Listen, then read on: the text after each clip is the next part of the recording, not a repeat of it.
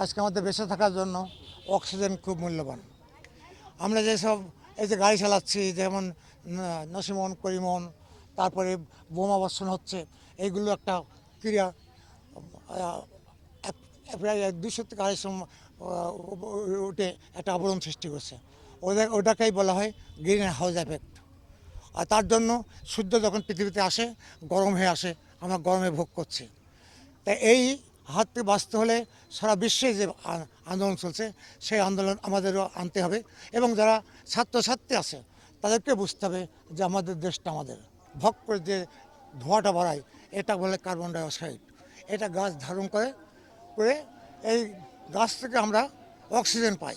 কিন্তু আজকে আমরা আমাদের যেভাবে আমাদের গাছ থেকে আজকে বড় সমস্যা আমরা আছি।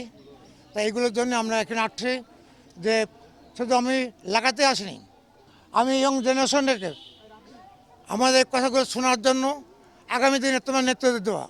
আমরা তো পৃথিবীতে চলে যাব, অতএব তোমরা ভালো হও, এগুলো শেখো এবং এটা প্রয়োগ করো। করে আমাদের প্রধানমন্ত্রী জনাব তারেক রহমান আজকে খেলাধুলা এবং এই যে বল আসছে এবং সাহায্য শ্রদ্ধা করছে, যাতে আমরা গাছ লাগানোর কথা বলা হচ্ছে।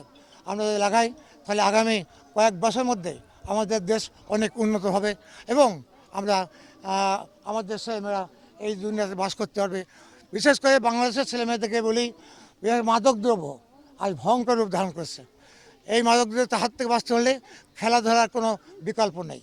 তাই আপনাদের সন্তানগুলোকে আপনার খেলাধুলা শেখান এবং এই ছোটোর থেকেই আপনার পড়াশোনা বলবেন যে মাদকদ্রব্য খারাপ, তারপরে আমরা গাছপালা কাটা যাবে না যখন তখন, আরও আর কি শব্দ দূষণ, এগুলো আপনার যদি শেখেন তাহলেই আপনার এই জাতি বাঁচবে।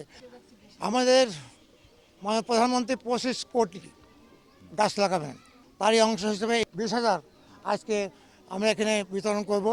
আর আগামীতে আপনারা নিজেরাই, বিশেষ করে মেয়েরা, তোমরা কিন্তু এই কাজটা বেশি করে করবা।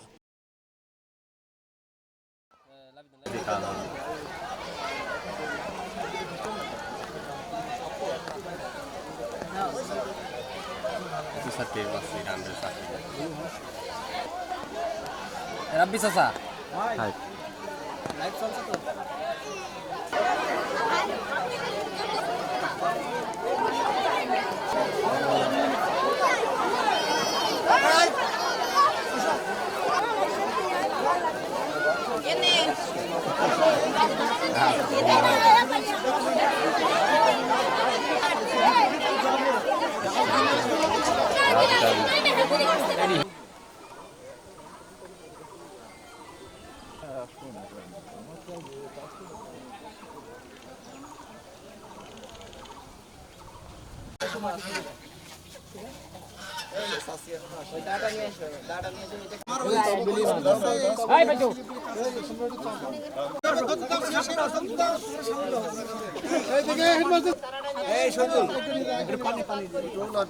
প্লাস্টিক